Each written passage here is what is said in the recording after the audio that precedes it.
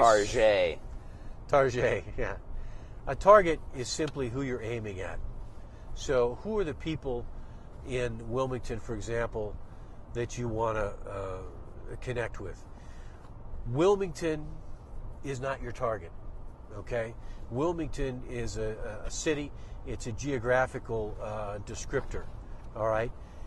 Your target is a group of people you want to connect with within Wilmington. So, for example, at the community church a number of years ago, it became clear that our population was growing older. Mm-hmm. And churches that are growing older generally are churches that are dying. Churches that grow younger in average age are churches that are healthier and more likely to succeed. So there's a pattern of growth or age in our church. We needed to connect with some younger people. So what we decided to do was really try and set up a top-notch Sunday school that met people's needs. And we did that. And so we needed to connect with people, do some marketing to connect with the families in our community that were our targets. The people that we wanted to know, you know what, we've got a Sunday school that meets every other week in an extraordinary place by the name of Glen Rowan House, which is this beautiful mansion right across the street from our chapel, and we want you to know about it, okay? So we developed a targeted mailing made up of people in Lake Forest and Lake Bluff that had 2 families or more, and we sent that mailing out, okay? So that would be an example of targeted mailing. We also did it via email, which allowed us additional measurement. So that's an example of targeting. It's just finding a population of people that you want to serve and taking the steps to do that. Next. Research. Research is how you gather information that helps you understand your community. The more you understand your community, the better position you'll be able to be to serve those folks well. Okay? For example, if your church is in a community that's like we talked about Middletown, yeah, where we visited in Delaware, that is a community that's teeming with young families. All right, you sort of know that, just the whole air there just breathes of young families and schools, and everybody's talking about it.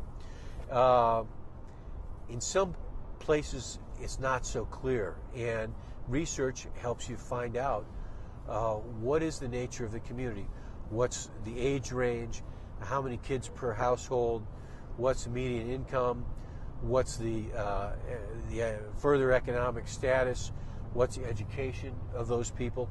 All those things will help you tailor, targeted messages, create targeted messages.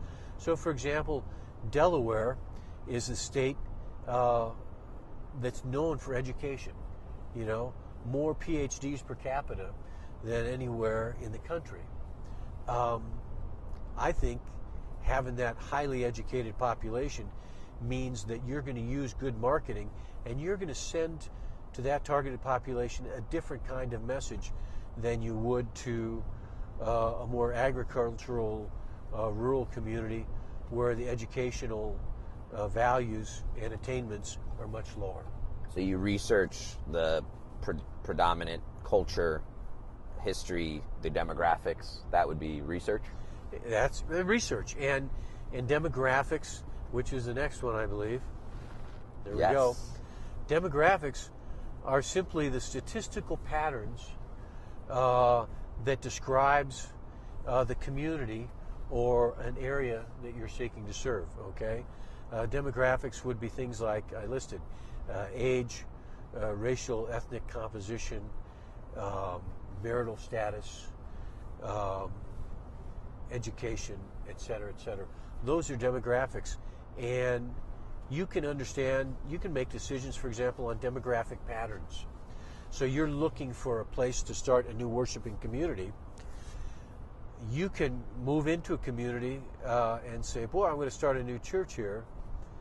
And the reality is there may already be churches there, and the population is people, mostly 50 and up.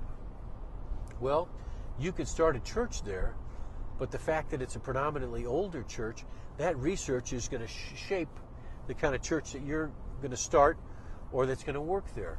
If you go to Middletown, where demographics indicate that there's a bunch of kids per house and tons of people are moving in, and they're college educated, et cetera, et cetera, et cetera, all that's going to help you shape not only the startup of your church, but also how you communicate with those people, okay?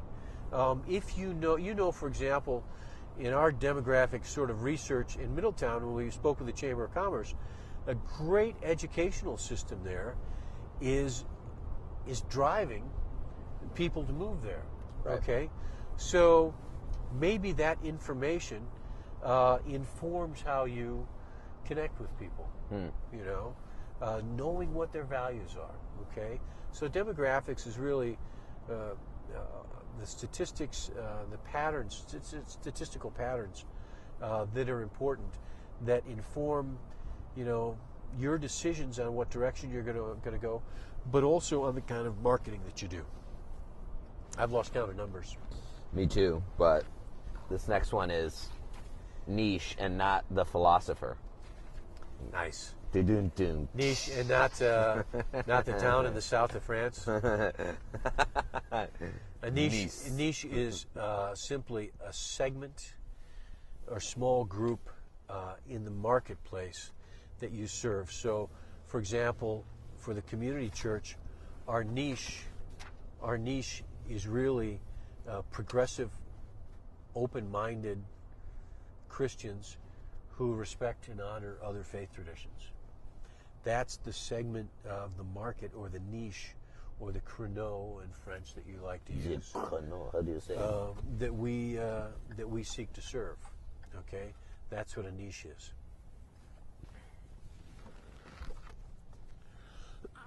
Position is your place in the market. Okay, so in our community, there's an evangelical church, a large evangelical church with multiple campuses called Christ Church. They have that position in the marketplace. There's two Roman Catholic churches that serves the Roman Catholic population. The position we have is as a medium-sized, very spiritually diverse community. Position is kind of how other people in the community know you or experience you or describe you to other people. Now, is that different from brand? Brand is very similar. Is that brand next? somewhere? Brand oh, yeah, is it next. is next. Brand is the way that people experience and describe and feel about you. Okay, brand is a descriptor. For example, right now, you don't have a brand. All right. Right. When you do things, for example, like have a logo and a name and a place that you meet and maybe somewhere that you worship, and you send out mailings, and how you carry yourself by whether you're the kind of person that's really organized and does a great job responding to people quickly, all those things add up into your brand and who you are. Now, one thing about brand is you need to be very careful, because if your brand starts to take a dive, it can be a really big problem. Okay? You need to manage it. It's also important to know that brands change. So when we started the Community Worship Hour, our brand was really it was defined by who we weren't. So, that's the church that doesn't have a building. That's the church that doesn't have members. That's the church that doesn't have committees. We were defined by all these things. They don't have a bureaucracy by what we didn't do and what we weren't. And that was pretty limiting. But over time, we were able to establish a new brand that was reflected by going from being a community worship hour to becoming the community church. Oh, there's a church. They're a church. That provided clarity for some people. And then we established a dynamic program in Africa called Kids Uganda. And that helped define us. Oh, they're the church that does that Africa program. And then, speaking of Africa, those are African drums. And then, we started a program on the 4th of July where we had a big carnival for the whole community. That helped define us.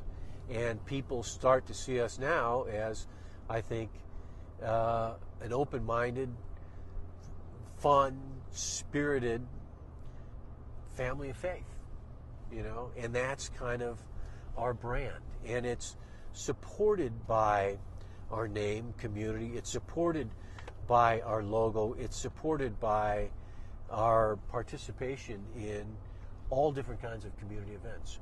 So your brand is the sum total of what you do and how people experience you and think about you. And a brand will affect your position in the market, or what's the relationship? Yes, absolutely, absolutely. Your brand affects your position in the marketplace. Absolutely, that's perfect. Okay.